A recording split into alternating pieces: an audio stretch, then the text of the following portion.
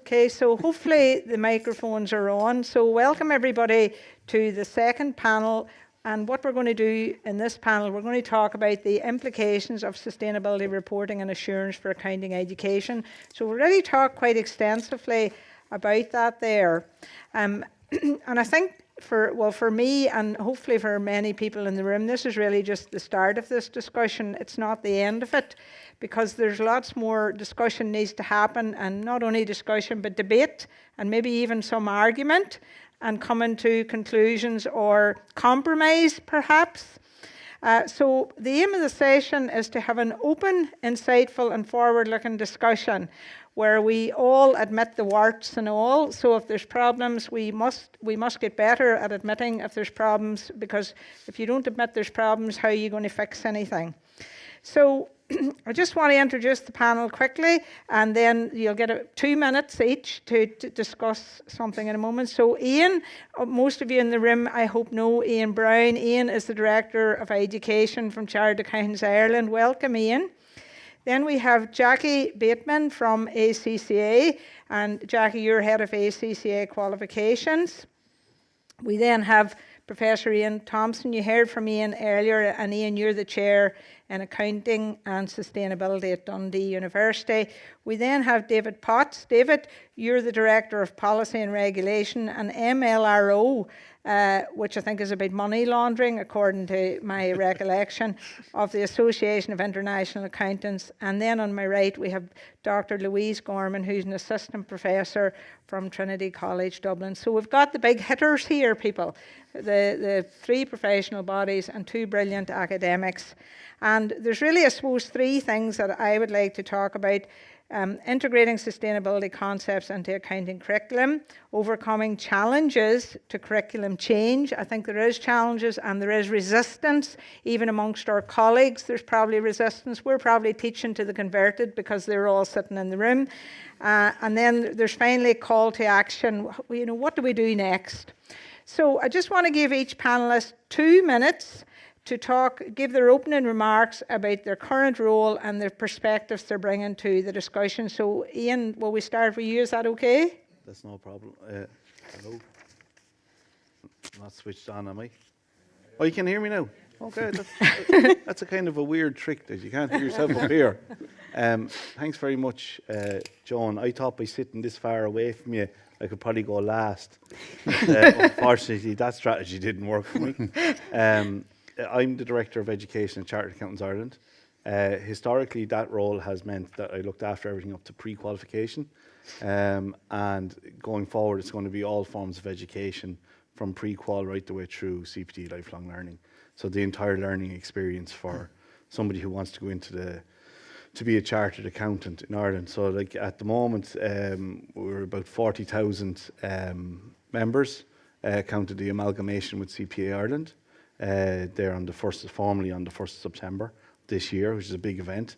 CPA colleagues here today. And we also have about 7,000 active students now as well. So we're the largest professional accountancy body in Ireland. And we've also been working which we'll touch on today, which comes into the particular debate. We've been working for the last 3 years in particular on a particular piece of research, which we're now at the stages of rolling out the first phase of that research since about the first week of September this year, called Project Athena, which reimagines what the future of skills and competencies that are required for the profession are, and also so that's the what we teach, but then also reimagining how we teach it. So that's the big change that we have coming for the next.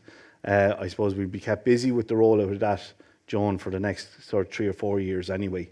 So I don't want anyone getting too upset thinking about where are we on accreditation or exemptions, because that is everywhere I go, somebody doorsteps me on that piece. But rest assured, and Joan has already volunteered us for next year to have a workshop for anyone who wants to come to walk through that in great detail.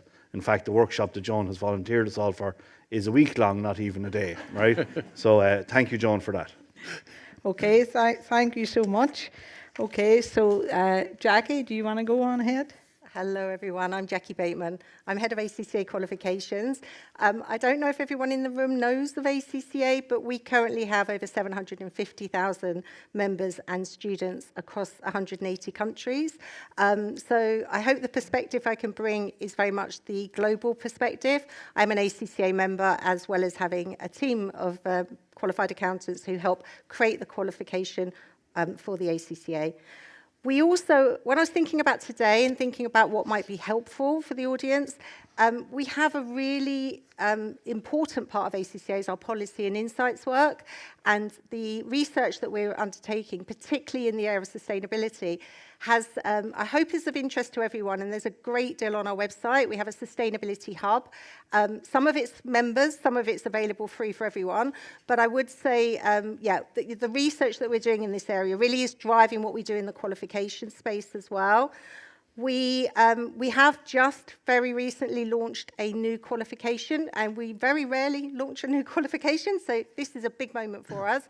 And this is a professional diploma in sustainability, and it's a qualification. The first exam will take place in February next year, and we really have worked with employers and all stakeholders and regulators across the globe to make sure that this is hitting the needs of what we believe people need in this space. We're definitely hearing very loudly the need for a qualification. We have lots of certificates as well, but actually having a qualification in this space. Just a bit about me as well. From my background, I hopefully can relate to lots of people in the room. Qualified many years ago, but then went to work at BPP, and at BPP I was both a tutor and a director, so very much in that learning provider space. And then I went to work at the University of Liverpool for 7 years, and I was the director on a strategic master's with an accountancy body that wasn't ACCA, and and now obviously working for ACCA and bringing the perspective from a professional body. So hopefully I can bring some interesting thoughts today, and I think this is really exciting. I think this is our chance to really make a difference. Okay, thank you very much. And Ian? Yeah, hi everyone again. I'd like to sort of mention a slight, well, I can't compete with all these thousands of people because there's only 20 folk in our department at Dundee. However, I would like to just to bring attention to the work which I've done for 30 years with the Centre for Social Environmental Accounting Research, which is a small, it started off in a cupboard in Dundee. We're now grown to an academic community of about 1,000 active scholars across the globe.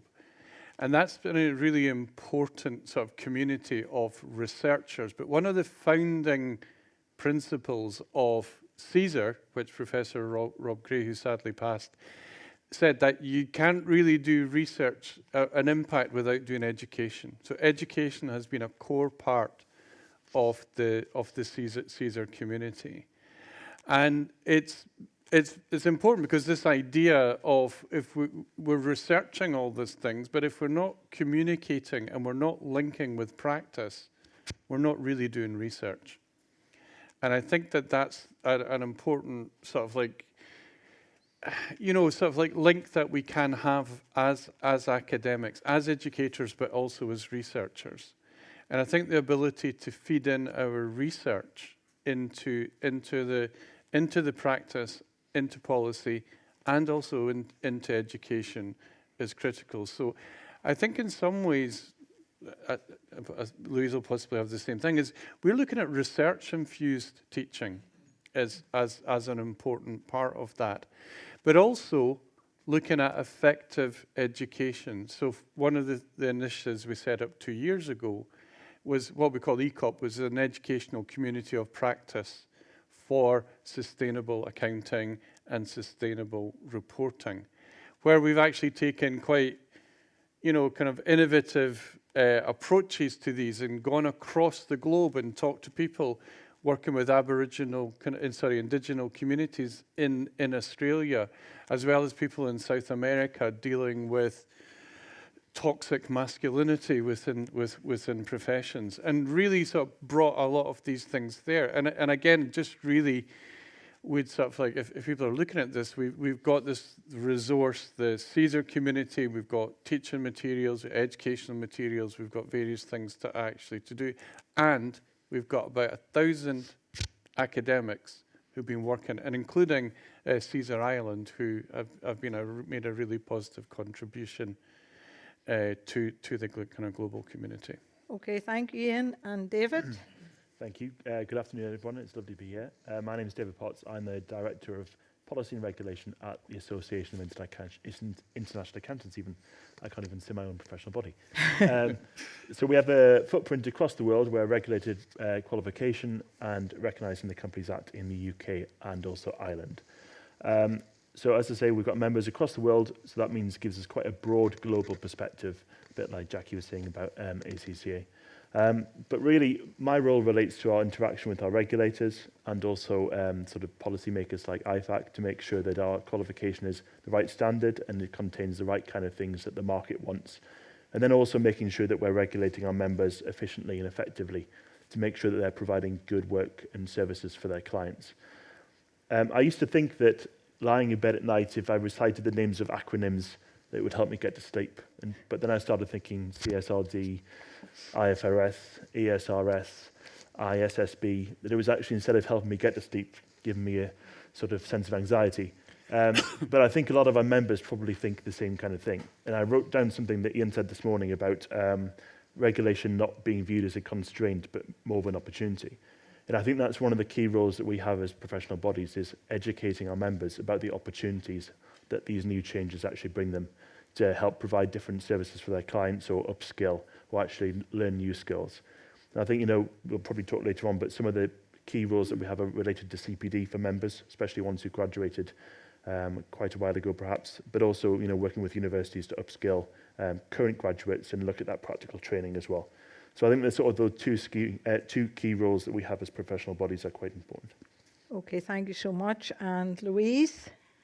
Hello everyone, I'm Louise and I'm an assistant professor in Trinity Business School. So like Ian, most of my job is teaching and research. So I've been incorporating sustainability reporting into all of my modules now at this stage, and I'm also doing some work with Chartered Accountants Ireland, so I help to develop the post-qualification diploma in sustainability reporting and assurance and do some teaching on that as well.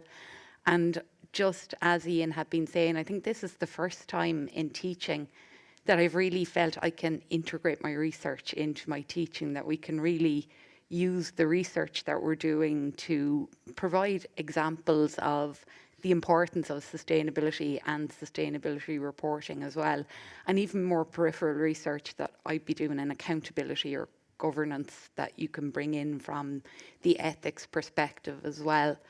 But I suppose, like the other speakers have been saying, one of the key messages I'd be giving to students is we do get very consumed with looking at climate risk and risks, transition risks, physical risks, but the opportunities are sometimes overlooked. And really, the European Green Deal was so we will transition to a carbon neutral economy.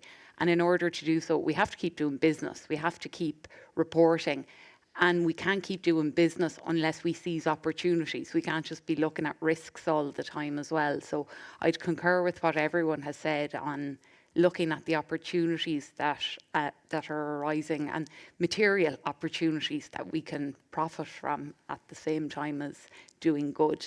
So I think that's really it. I guess I'm fortunate to work in an institution where we do have a very strong emphasis on sustainability. So that does help a lot with teaching, in that you can point towards what's happening at an operational level in the school, or what's happening we've a lot of research centres focused on sustainability in the school. So you can point to students towards what's actually happening around them to make them realise that sustainability is the new norm, that this is just the new way of doing business. So that's really it for me. Okay, thank you. So what we've heard, actually what's coming across to me is that there are loads of resources all over the place, and that we need to have some sort of an effective mechanism for even signposting at this stage, so that people know where to go to get things. So we'll have to follow up with that. So the other thing, look, I took a few wee notes, and I just want the panel to be aware of this, what I'm thinking, okay? So we talked about sustainability reporting, sustainability assurance, and we also talked about sustainability bringing about change, bringing real change, change in culture, for example. We talked about, for example, critical thinking, our students being innovative, curiosity. Those I don't necessarily see those things in all of my students, but anyway, we talked about them having the capability of working in multidisciplinary teams, collaborating with those teams, looking forward. And then Judith earlier, she talked about rebranding the profession. There's a lot of really big things there, big challenges, and the accounting curriculum is how we do it, both at higher education and when they go into the professions. And then the other thing I just wanted, I know I'm going on a wee bit, but some people today have been talking about the business opportunity. What's the business opportunity for sustainability? But I think it's got to be beyond that. So I think also there is a role for accountants to play and being catalysts for change, to do something good, because we have a crisis out there, and it's not, to me it's not, but maybe I'd like your opinion about this later. It's not just to me about reporting or assurance. It's actually, we have a crisis in the world. How are accountants going to react to that, and what's their role to play in it? So I wrote down over here, the right thing to do, ? Public interest, ? Moral obligation, ? Now that may be going beyond the remit of what we think an accountant is going to do, but anyway, Is there a question in there? Well, so let me just ask, I'm going to ask the first question to Louise, if that's all right. Louise, can you just give us a kind of a quick summary of what's happening in university accounting curriculum, with respect to integration of sustainability, and is there any supports available in the universities for doing this sort of activity? So what's happening in curriculum, and is there any supports? What's happening in the curriculum is you are encouraged to incorporate sustainability into your modules, and I don't teach at undergrad level, but I read a colleague had done some research, and we have sustainability as a learning outcome in 60% of our modules at undergrad level, but not many of them are accounting. And we are saying that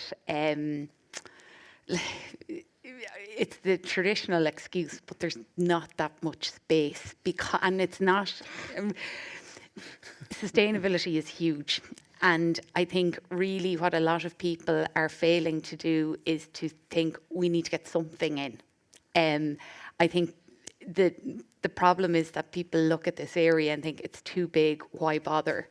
And I suppose, not blowing my own trumpet, but I've sort of said, well, if I can get something in, even if it's just one lecture out of 6, that just to try and get something in.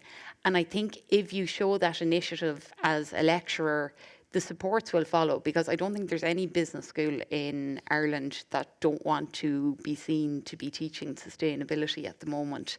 So typically if you look for the supports at an institutional level, you'll get them. But there's a lot of supports out there if you look hard enough.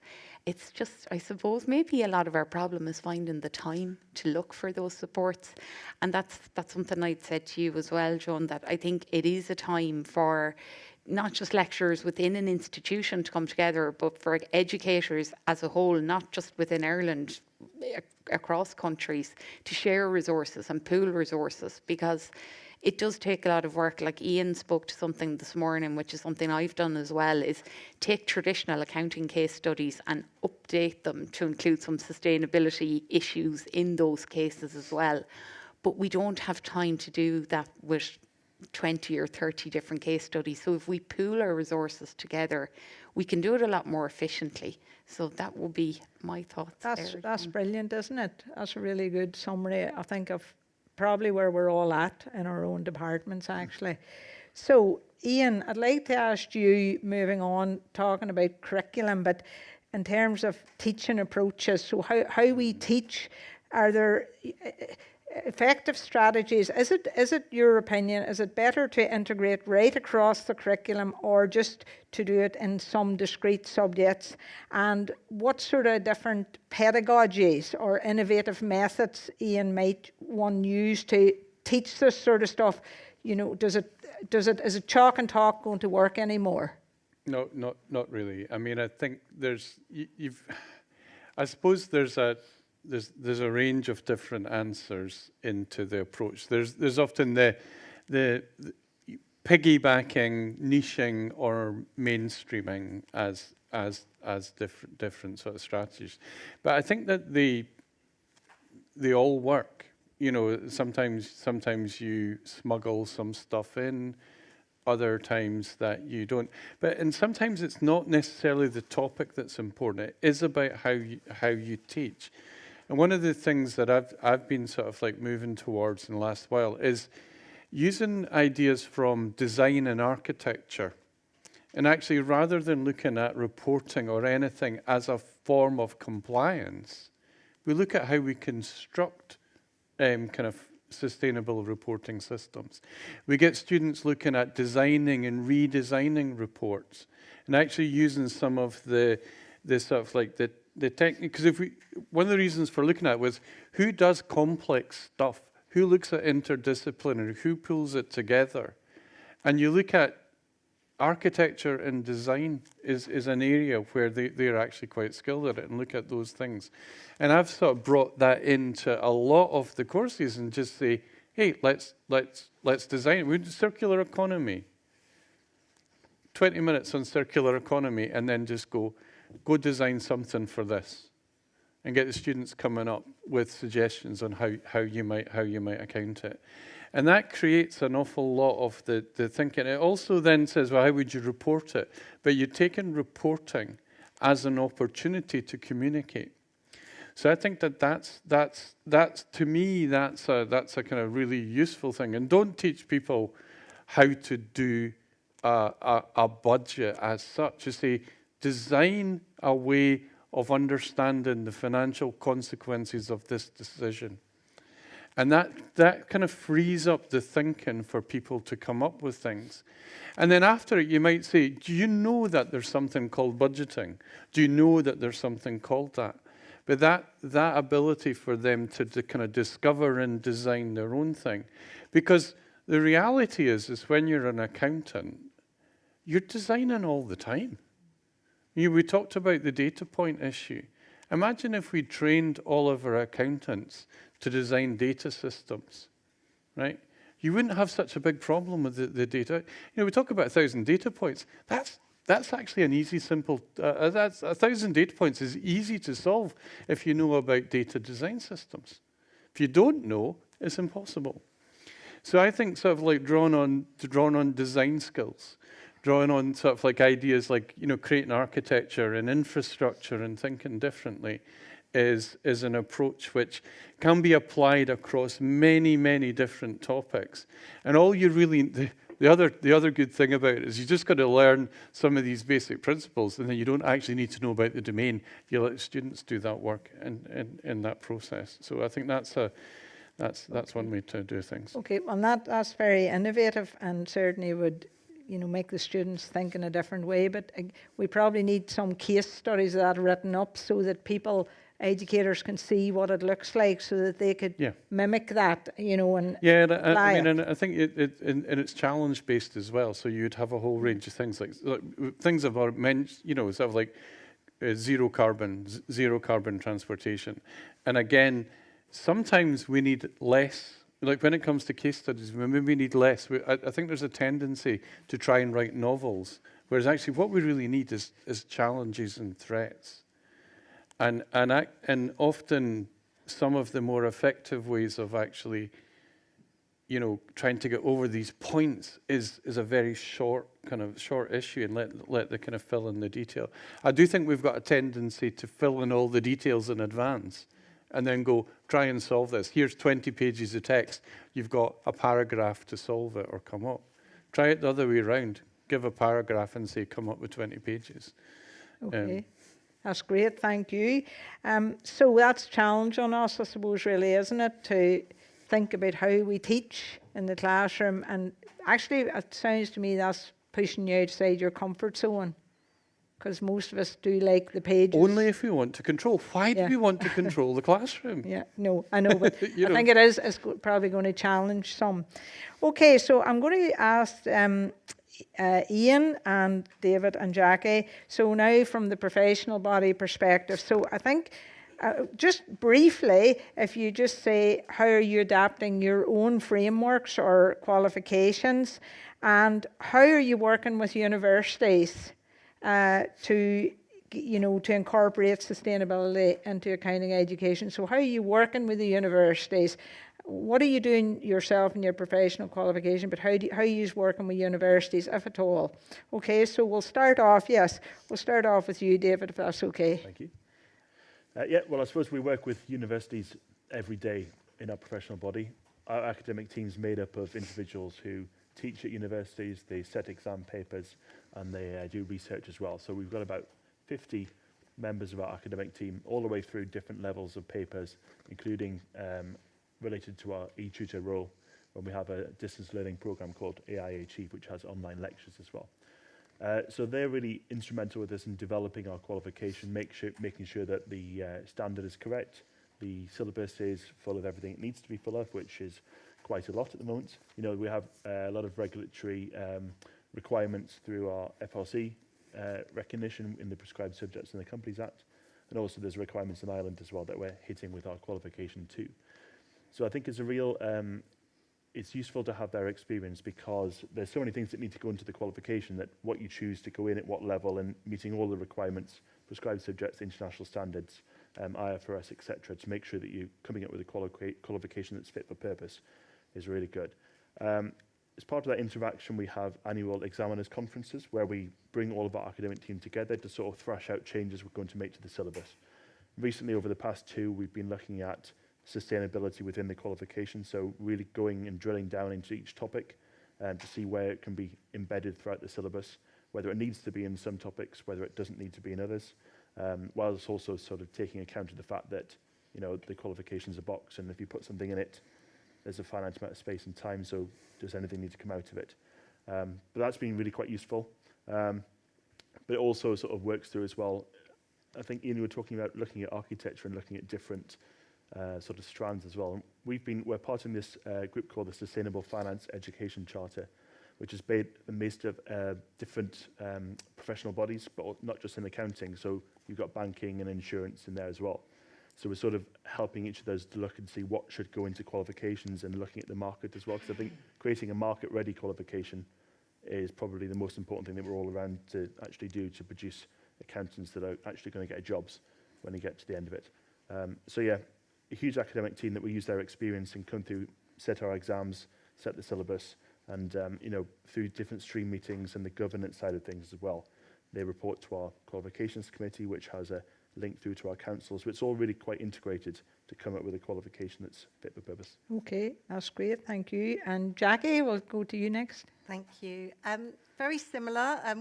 We have externals that help us that come from industry, practice, and from academia, and they are part of our qualification team and part of creating the qualification. We also recently, you know, we have a university partnership arrangement, so we have universities where we have embedded programs, masters, bachelors, and some affiliate programs, particularly around the exemption area. There is, for those that are in a partnership relationship with ACCA, we have an educators hub where we upload content, constantly uploading and refreshing what's relevant and what's current. We recently held an event with the European Accounting Association, which was all about European sustainability education. That was attended by over 450 academics across Europe. So we put on events where we think it's appropriate. So in terms of the qualification, one thing I think that really helps us with the speed of change that we're working with at the moment is we always do an annual syllabus review. So the annual syllabus review, it comes around very quickly, that we stop and say what's in that needs to stay, what should go, what should come in, and that means that we can ensure that the qualification does remain relevant. And that is quite key, I think, in terms of the speed of change to need to work at in the world that we're in today, particularly with all the changes that we're facing. Okay, thank you. And Ian? Yeah, thanks, Joan. The same as the guys, really, and just to probably take a step on from that, like linked to Ian's point. Obviously now, Joan, we're going to have next year our first ever inaugural workshop week that we're going to run. But to be fair, there is a January event of IAAFA happening. Sneak preview. Am I allowed to do that? Yeah, okay. What we launched back in 2019, September 2019, in the area of data analytics, robotics, and automation. We're going to give a full Scooby-Doo of that and review of that for IAFA in January. That involves relationships with UiPath, Alteryx, and Tableau, that we've been training our students since 2019 on how to use those programs, use them to create data sets and manipulate data, and also create automations that are specific to the accountancy profession. So they're very vocational, very tangible, and we're very proud to partner with those organisations. It's interesting as well, though, when we talk about, there's an academic relation, and I jest it's like we're only going to do one of those. There's constant engagement. There's a team at our side that constantly engage with colleges. That can always be better. We are linked in a lot of people that are actually academics in Ireland, are also our examiners. But we can't miss the fact that, like, even in here today, some of the largest employers of accountants and young trainees are in the crowd today. So we wouldn't be half of where we are in terms of our advancements in our syllabus without being tapped into those firms. Because when you go to, like, we talk about accountancy firms and where the accountancy profession is going to, in the last week, a week ago, I was at an AI and automation conference in the States. And when I walked in for UiPath, so when I walked in, there was three large vendors met us at the door as we walk in. And they're three of the big four. I'm not going to say the names of them, right? But three of the big four represented the largest vendors in that conference. So technology, whilst we brought it in back in 2019 in a real meaningful way, it's really, really obvious. And without being tapped into where the profession is moving on a tangible way in the real world, be it in industry or practice, if we tried, I remember somebody saying, if you just work in a kind of an ivory tower, away just purely in an academic standpoint, purely as an educationalist, you're going to miss the complete point. So I think that's really important to be constantly engaged with that. And also from, like, regulators being tapped in with that as well. And one of the things too that people often talk about, I know at this event last year in BAFA, I got myself in a lot of trouble because, Joan, because you asked questions and I answered them. But the gig was like, there is this sense of, oh, people can't change and it's because of the professional bodies. Mm-hmm. Well, the professional bodies here are changing and they're going to have to change to stay relevant. I can guarantee you that we're changing, right? We're going to support the change. And as I said earlier in the opening piece, I know that comes with all the exemptions and the accreditation piece, and there's a nervousness around that. Next year at our first annual conference workshop, right, we can allay those concerns. But what I would say is, don't be fearful of that. The Institute in CAI will support those changes going forward, because altogether, it's incumbent on us all to get this right. Because if we don't, we won't be supporting the profession on the ground.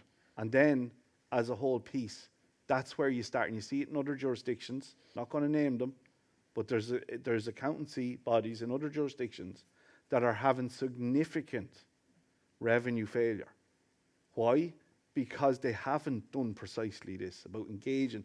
Because altogether, we make up a profession. It's not just one part. Same as we talked about earlier today. It's not just purely about third level educators or like, can you get everything into the qualification of chartered account? We're going to have to put stuff in at CPD, and Louise is working on that with us as well, because you can't do it all in one go. And it also is incumbent here, we've been working as well for the last year or two, well, and even long before that, to try get change at the accountancy syllabus for the Leaving Cert. And that's ongoing at the moment. Look, I'd love to say that's going to be all things to all people. It's not. I don't believe it will be. But again, as Ian said earlier on, okay, what we're doing in terms of right now is it's not the be all and end all, but it's chipping like a Shawshank Redemption towards something big and meaningful over time. And if we all do that together, it's not as big a scary task to actually achieve. And but the profession is not just one sector, it's all of us as a community together, working together as a team. Okay, thank you. So this brings us on to, you're already touching on the second theme I wanted to cover, which is overcoming challenges to curriculum change at higher education.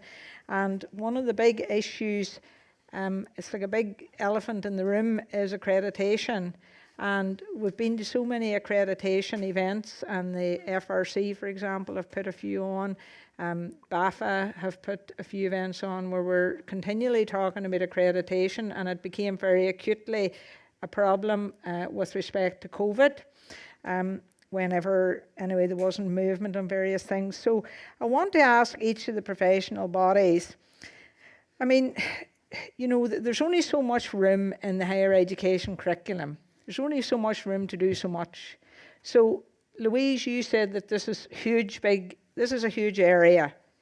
When you push other things in, something has to be pushed out. Or alternatively, when you push something in, the other things get diluted, or the sustainability gets diluted. So there's no depth, there's a breadth, but there's absolutely zero depth. So I want to ask each of the bodies, how are you tackling this here? Because ultimately, you have to have a role in this, otherwise the accreditation piece is going to take the number one spot, as it were.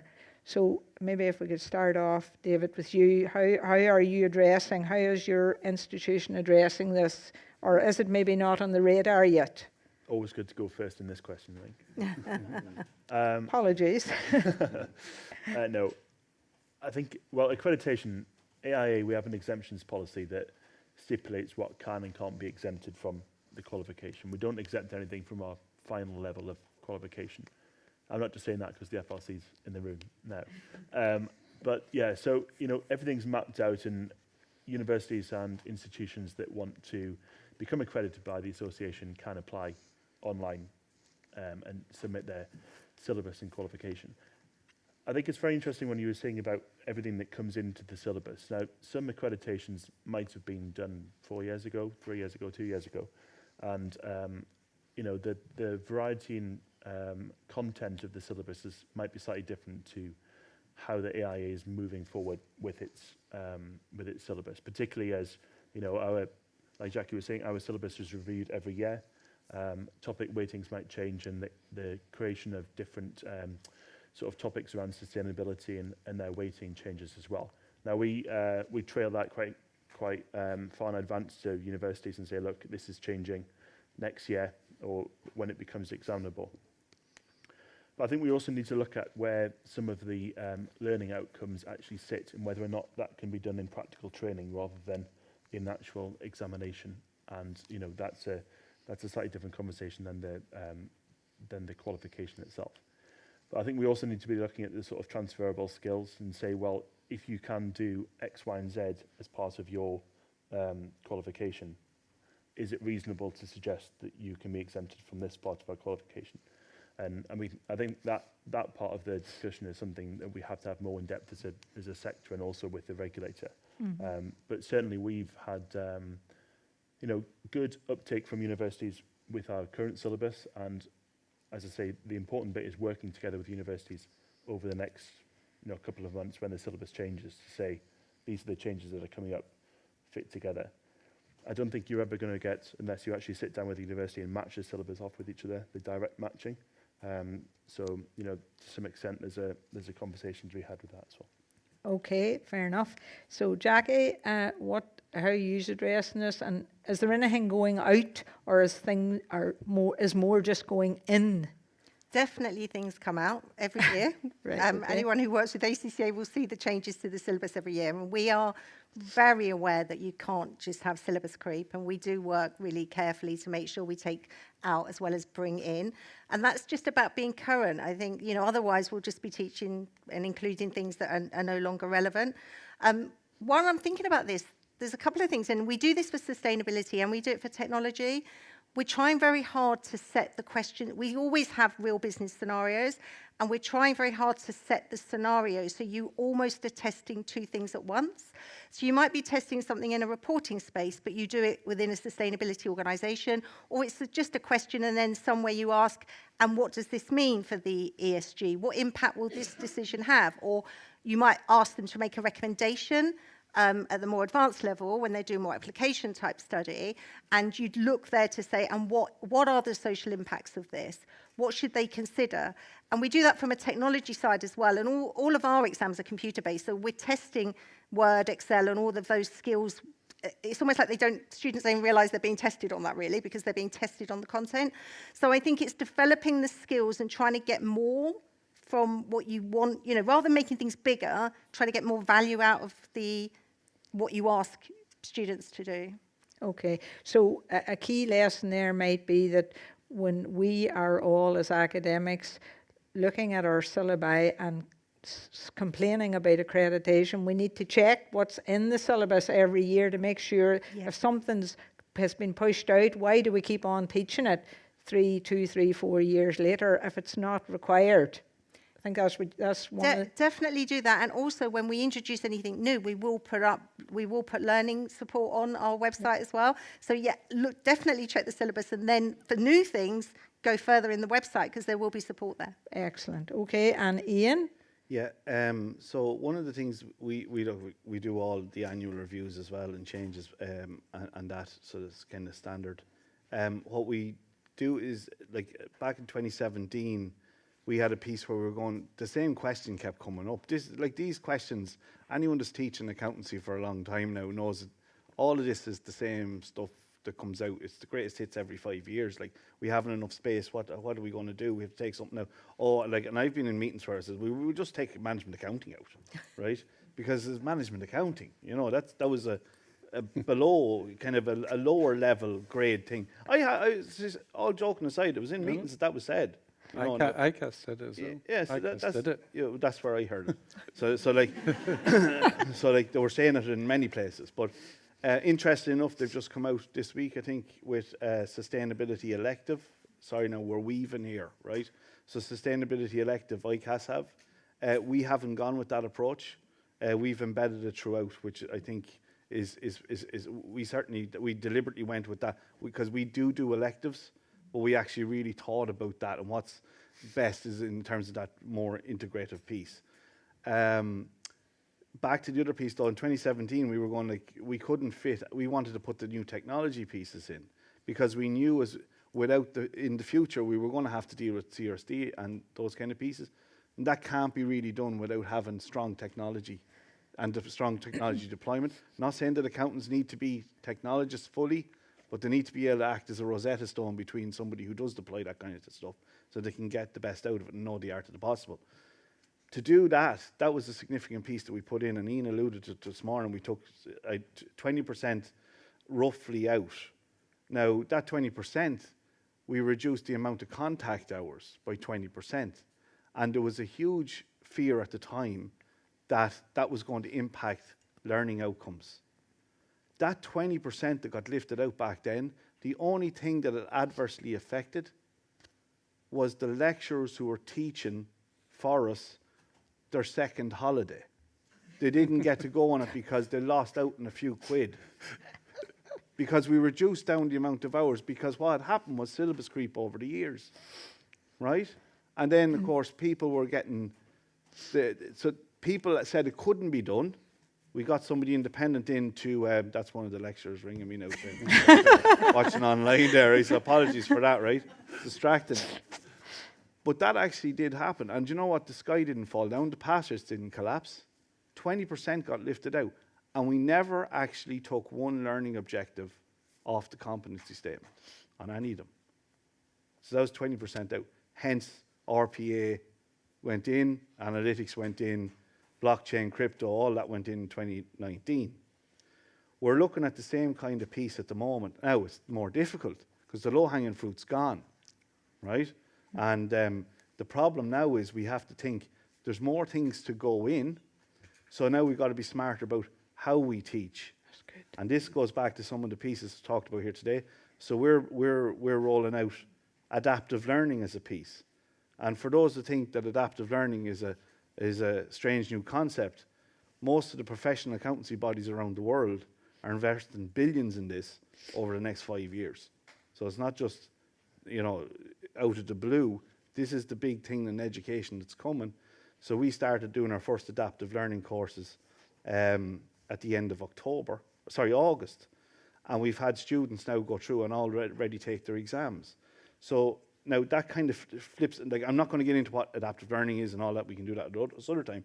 But like there is a lot of advantages to adaptive learning, whereby now the amount of contact time that our students are taking on average to get an average percentage mark in an exam, they're taking on average half the time to get through what used to take traditional learning. So we must challenge ourselves on what the concept of what's the value add in the classroom. So we still will have live things, but when we say we don't have enough teaching time, well, you just maybe need to relook at what we do with our teaching time and the way we arrange it, because it is possible. Now, that comes with challenges. That comes with technology costs. That comes with implementation risk. It comes with a lot of things. But if we're serious about doing these things, we have to move forward. And because if we don't, we run the risk. So they're in the room here today, the professional services firms. Interestingly enough, I often find professional accounting firms that would have been traditional accounting firms, they're now, accounting is not in the first piece that they say, right? Yeah, that's the thing. That particular piece is, as we move forward over the next while, they are going to have these, 5-6x improvement on what traditional education looks like in their in-house learning academies, right? So it's one thing what a professional accountancy body and the disconnect that they might look to what's happening in-house training in firms to a professional body, but then keep pushing that back down the chain. And that's why even now, like the Department of Education it will be actively exploring adaptive learning, all these kind of pieces, because if we have the professional firms are doing one thing and we're 5x below that standard, that's a big issue. Now, to be fair, right now they haven't fully deployed those assets. Give them another 3 or 4 years and with everything that's happening. So it's just a cautionary tale there about that disparity gap if we don't change. Okay, so the lesson is we all need to be reading the syllabus. We all need to be aware of what's happening in the professional accountancy bodies.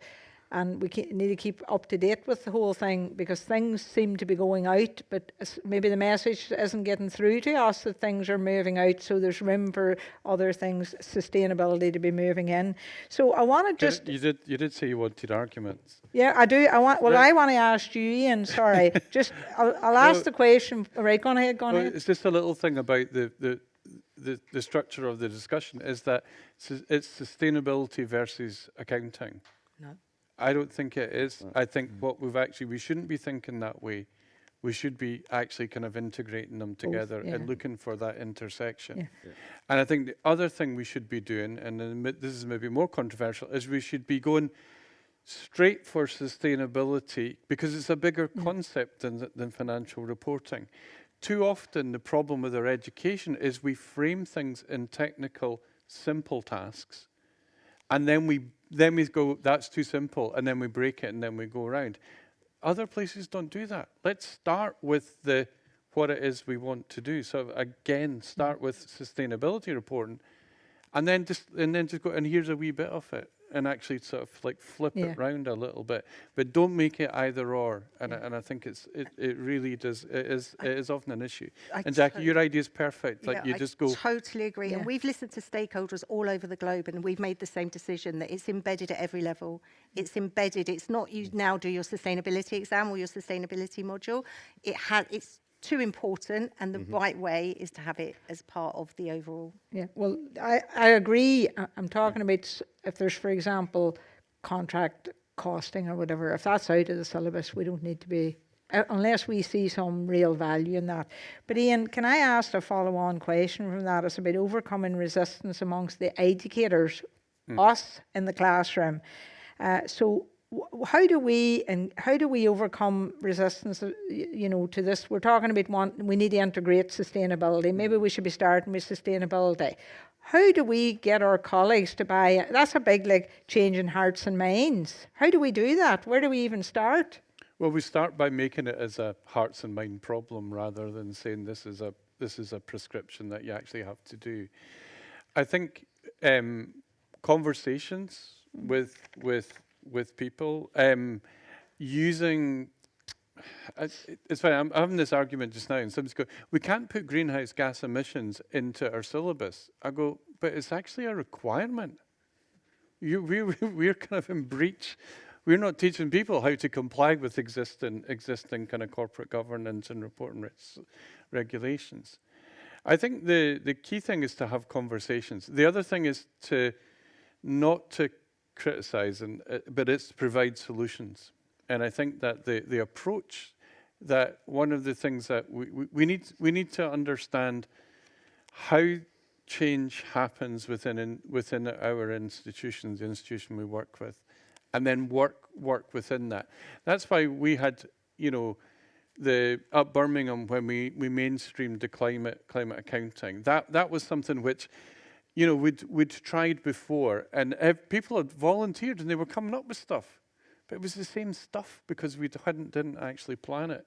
We sat down and we got a little group together and said, okay, let's create a syllabus. Let's put it in the outcomes. Look at what's actually needed to actually do it. Understand the strategy of change, and actually co-produce that change. The one thing you really can't do is go, oh, there's that feckin' professor on about sustainability again, trying to actually kind of do it. It has to emerge. Now, we need allies in that transition. Okay? Now, again, nobody around the table there, but in the past, the professional accountancy body's accreditation requirements were not our allies, they were our enemies of bringing the change in. Now, that has changed dramatically. So that's just saying that. But a lot of people still kind of like see the accreditation requirements are there. I think that's something that we need more help from the professional accountancy bodies to actually to say that it's not about doing joint costing with operational and planning variances that you have to do, that you have to have this, you have to have an exam once every 2 years, or all your students will never get jobs and kind of nonsense like that. We kind of need help. We need help from practice as well. We need practice to come and say, we don't want technicians. We can train technicians. We can train technicians better than you. Because to be honest, at university, we're not really good at that, right? But people in practice can. It's understanding what the requirements are. But we do need people to say this to our students, to legitimate it, and to our colleagues. So I think these are the important things. It's a systemic type of thing. But we need to look at how we can do it. All of our universities want us to be sustainable. Yeah. Excellent. So you're now we're moving into the third theme. So Ian, that's a brilliant call to action, and I absolutely agree, and I'm sure other people in the room do. We need the professional accountancy bodies, the three in the room, and we also need the firms to be coming in, and even maybe organisations to come in. Don't forget the regulators. And the regulators, but we're already engaging with them, which is good. And to be fair, I know that might have been the past, right, Ian? and there is a change, but that's also at the both regulators, IAASA and FRC.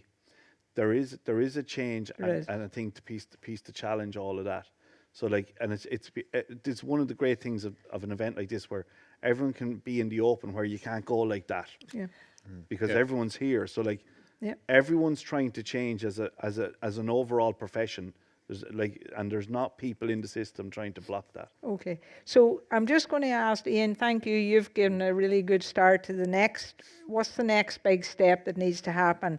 So can I ask, could you maybe tell us from your, from an educator's perspective, what do you think, Louise, is the next big thing that we need to do in academia to get this right?